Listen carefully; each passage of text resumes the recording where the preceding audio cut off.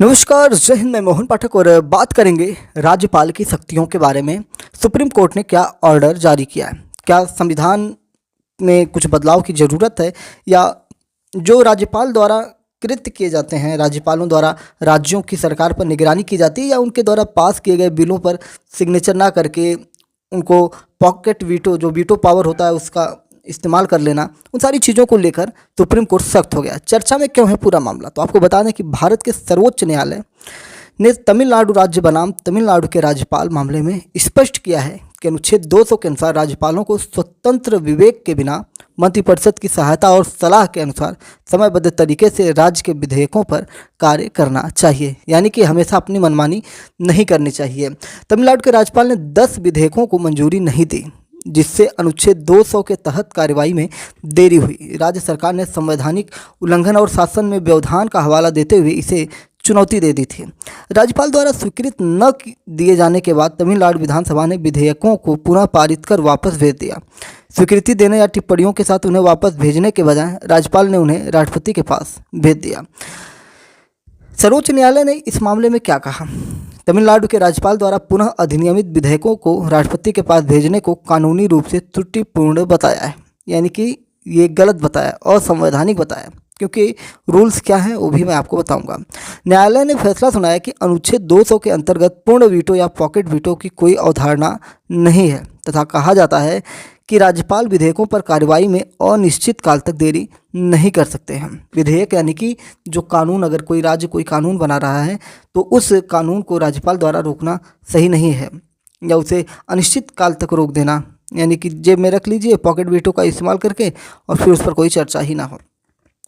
सर्वोच्च न्यायालय ने कहा कि राज्यपाल मंत्रिपरिषद की सलाह मानने के लिए बाध्य होता है। मंत्रिपरिषद जो कहेगी वो उनको करना पड़ेगा। सर्वोच्च न्यायालय ने फैसला दिया कि राज्यपाल को उस समय विधेयक को मंजूरी देनी चाहिए जब राज्य विधानसभा में पुनः परामर्श के बाद कोई विधेयक उनके समक्ष प्रस्तुत किया जाता है। यानी कि जो रूल्स है उसके हिसाब से बता रहा है कि एक बार अगर कोई विधेयक गया है आपके पास तो आप शायद रोक सकते हैं, लेकिन अगर उसी विधेयक को दोबारा विधानसभा से पास करके भेजा गया है तो उसको आप नहीं रोक सकते हैं। वे केवल तभी मंजूरी देने से इनकार कर सकते हैं जब विधेयक भिन्न हो, अलग हो।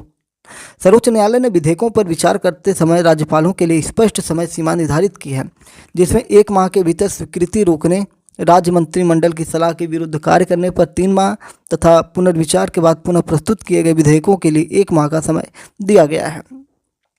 सर्वोच्च न्यायालय के निर्णय से राज्य विधानसभाओं को रोकने के लिए राज्यपाल के विवेकाधिकार के दुरुपयोग पर रोक लगती है, तथा यह पुष्टि होती है कि राज्यपाल संवैधानिक प्रमुख हैं, न कि राजनीतिक कर्ता। यह विधायी प्रक्रिया की प्रधानता पर जोर देता है और कार्यपालिका के अतिक्रमण को सीमित करता है। यह निर्णय केरल, पश्चिम बंगाल, तेलंगाना, पंजाब जैसे राज्यों में इसी प्रकार के मामलों के लिए एक मिसाल कायम करता है, जहां राज्यपालों ने विधेयकों को मंजूरी देने से मना किया या उसमें देरी की है या अभी रखे हुए हैं।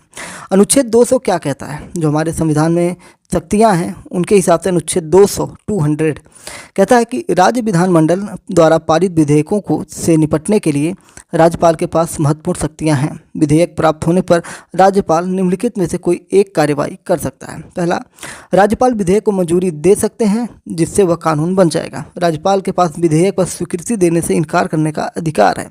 राज्यपाल विधेयकों को आगे की समीक्षा और पुनर्विचार के लिए राज्य विधानमंडल को वापस भेज सकते हैं। कुछ मामलों में राज्यपाल विधेयक को राष्ट्रपति के अनुमोदन के लिए आरक्षित कर सकते हैं, विशेषकर यदि विधेयक राष्ट्रीय महत्व के मामलों से संबंधित हो या केंद्रीय कानूनों के साथ टकराव रखता हो। वहीं अनुच्छेद 201 कहता है 201, यदि राज्यपाल किसी विधेयक को राष्ट्रपति के विचारार्थ सुरक्षित रखता है तो उस मामले पर अंतिम निर्णय राष्ट्रपति का होता है। राष्ट्रपति के पास यह विकल्प है कि वो निर्णय ले सके। राष्ट्रपति विधेयक की स्वीकृति देकर उसे कानून बना सकते हैं। राष्ट्रपति विधेयक पर स्वीकृति रोकने का विकल्प चुन सकते हैं। गैर धन विधेयकों के लिए यदि राष्ट्रपति अपनी स्वीकृति नहीं देते हैं तो राष्ट्रपति राज्यपाल को विधेयक को पुनर्विचार के लिए विधानमंडल को वापस भेजने का निर्देश दे सकते हैं। विधानमंडल को 6 महीने के भीतर कार्रवाई करनी होती है। अगर विधेयक फिर से पारित हो जाता है तो उसे अंतिम मंजूरी के लिए राष्ट्रपति के पास फिर से भेजा जाना चाहिए। अनुच्छेद 207 कहता है कि राज्य के राज्यपाल की सिफारिश के बिना विधानसभा में कोई धन विधेयक प्रस्तुत नहीं किया जा सकता। एक ऐसा ही मामला 2006 में आया था। रामेश्वर प्रसाद मामला में सर्वोच्च न्यायालय ने फैसला दिया था कि यदि राज्यपाल की अनुमति रोकने की शक्ति का मनमाने ढंग से प्रयोग किया जाए तो उसकी समीक्षा की जा सकती है। हम आपको भारत में राज्यपालों से संबंधित जो चिंताएं हैं, जो राज्यपालों से संबंधित समस्याएं हैं, उन पे थोड़ा सा दृष्टि डालते हैं। कहा जाता है कि राज्यपाल जो है कभी कभी केंद्र सरकार की सानिध्य में कार्य करने लगती है, यानी कि पार्टी का एजेंट के रूप में उसे देख लिया जाता है, जिससे शक्तियों का प्रयोग करने में उनकी निष्पक्षता और न्याय संगतता के बारे में भी चिंताएं उत्पन्न होती हैं। उदाहरण के लिए 2016 में अरुणाचल प्रदेश में राज्यपाल की कार्रवाई के कारण निर्वाचित सरकार को बर्खास्त कर दिया गया था, जिसे बाद में सर्वोच्च न्यायालय ने पलट दिया और सरकार को बहाल कर दिया। वहीं अनुच्छेद 356 का प्रयोग भी किया जाता है। राज्यपालों ने कभी कभी फ्लोर टेस्ट के बिना ही राष्ट्रपति शासन की सिफारिश कर दी है, जिसे राजनीतिक से प्रेरित माना जाता है। उदाहरण के लिए उत्तराखंड में 2016 में ही राज्यपाल ने फ्लोर टेस्ट से ठीक पहले राष्ट्रपति शासन की सिफारिश कर दी थी, जो संभावित राजनीतिक परिणाम का संकेत देता है कि राजनीति से प्रेरित थे राज्यपाल। राज्य के मामलों में अतिक्रमण भी होते हैं, जैसे राज्यपालों ने प्रशासनिक मामलों में तेजी से अतिक्रमण किया है, निर्वाचित राज्य सरकारों को नज़रअंदाज किया है और शासन में गतिरोध पैदा किया है। दिल्ली 2023 की बात करेंगे तो नौकरशाही नियुक्तियों को लेकर उपराज्यपाल और राज्य सरकार के बीच टकराव के कारण सर्वोच्च न्यायालय ने फैसला सुनाया कि निर्वाचित सरकार सेवाओं को नियंत्रित करती है।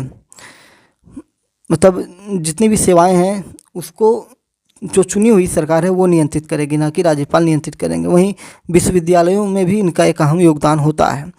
कुलाधिपति के रूप में जो राज्य विश्वविद्यालय होते हैं वहाँ के कुलपति होते हैं। कुलाधिपति के रूप में राज्यपाल कुलपति की नियुक्तियों में भी हस्तक्षेप करते हैं, जिसके कारण अक्सर कानूनी लड़ाई होती है, जैसा कि पश्चिम बंगाल 2023 में देखा गया, जहां राज्यपाल की एकतरफा नियुक्तियों के कारण राज्य सरकार के साथ गतिरोध पैदा हो गया था। वहीं राज्यपाल केवल राष्ट्रपति के प्रति जवाबदेह होते हैं और उन्हें केंद्र सरकार के विवेक पर हटाया जा सकता। महाभियोग का प्रावधान न होने के कारण वे प्रत्यक्ष परिणामों का सामना किए बिना कार्य कर सकते हैं। इनके ऊपर किसी भी प्रकार का महाभियोग नहीं चलाया जा सकता है, जिससे महत्वपूर्ण शक्तियां होने के बावजूद जवाबदेहियां कम हो जाती हैं।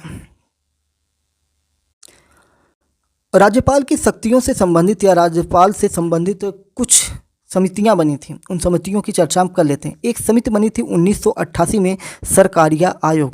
सरकारिया आयोग की सिफारिश थी कि राज्यपालों को उनकी संवैधानिक भूमिका से असंबद्ध वैधानिक शक्तियां नहीं होनी चाहिए। वहीं राज्यपालों की नियुक्ति मुख्यमंत्री से परामर्श के बाद की जानी चाहिए। फिर राज्यपालों का हाल ही में किसी राजनीतिक दल से जुड़ाव नहीं होना चाहिए। विश्वविद्यालय प्रशासन में राज्यपालों की भूमिका सीमित होनी चाहिए तथा राज्यों की भूमिका अधिक होनी चाहिए।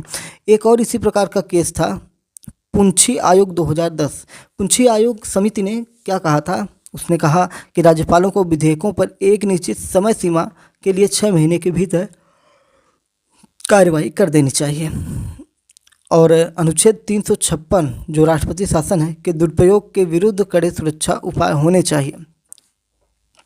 वेंकट चलैया आयोग 2002 में आया, या वेंकट चलैया सिफारिश कह सकते हैं, समिति कह सकते हैं, आयोग कह सकते हैं। 2002 में इन्होंने सुझाव दिया कि राज्यपालों की नियुक्ति एक समिति द्वारा की जानी चाहिए, जिसमें प्रधानमंत्री, गृहमंत्री, लोकसभा और संबंधित राज्य के मुख्यमंत्री शामिल होने चाहिए। राज्यपालों के लिए महाभियोग की प्रक्रिया है कि नहीं, तो आपको बता दें कि वर्तमान में राज्यपालों को केवल राष्ट्रपति द्वारा ही हटाया जा सकता है, जिसके कारण राज्य स्तरीय जवाबदेही में कमी आ जाती है। पुंछी आयोग ने जवाबदेही बढ़ाने के लिए राज्य स्तर पर महाभियोग प्रक्रिया का प्रस्ताव रखा था। बीपी सिंघल बनाम भारत संघ 2010 में सर्वोच्च न्यायालय के फैसले में इस बात पर जोर दिया गया था कि किसी भी निष्कासन के पीछे उचित कारण होना चाहिए, जिससे निष्पक्षता सुनिश्चित हो सके। अनुच्छेद 163 में संशोधन करने की भी बात हुई थी। यह राज्यपालों को विवेकाधीन शक्तियां प्रदान करता है, जिससे राजनीतिक पूर्वाग्रह पैदा हो सकता है। अनुच्छेद 163 में संशोधन करके इन शक्तियों को सीमित किया जा सकता है तथा स्पष्ट किया जा सकता है कि इनका प्रयोग केवल असाधारण परिस्थितियों में ही किया जाना चाहिए, जो राष्ट्रीय हित या संवैधानिक अखंडता को प्रभावित करती हो। राज्यपाल के आचरण की समीक्षा भी की जाती है। न्यायिक आयोग द्वारा एक आवधिक समीक्षा तंत्र स्थापित किया जा सकता है, जो समय समय पर यह आकलन करेगा कि राज्यपाल अपनी शक्तियों का प्रयोग किस प्रकार करते हैं। इससे यह सुनिश्चित होगा कि उनके कार्य संवैधानिक मानदंडों के अनुरूप हों, राज्य शासन में हस्तक्षेप सीमित हो या पारदर्शिता, मतलब इनका जो राज्य शासन में हस्तक्षेप है इसको रोका जाना चाहिए, सीमित करना चाहिए, एक लिमिटेशन होनी चाहिए, जिससे सारी पारदर्शिता बनी रहे।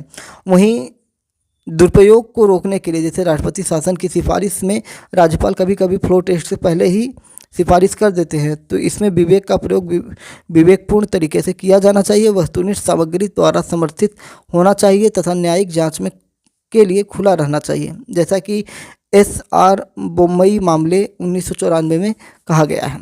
सरकारी आयोग ने आगे सलाह दी कि यह अंतिम उपाय होना चाहिए तथा इसका प्रयोग सभी संवैधानिक उपचारों के समाप्त हो जाने के बाद ही किया जाना चाहिए। सब मिला जुला कर राज्यपाल की शक्तियों को सीमित करने की बात की गई है, क्योंकि राज्यपाल कहीं ना कहीं किसी राज्य का एक राष्ट्रपति के तरह ही होता है और जो कानून पास करवाने में उसके ही सिग्नेचर की बड़ी उपलब्धता होती है।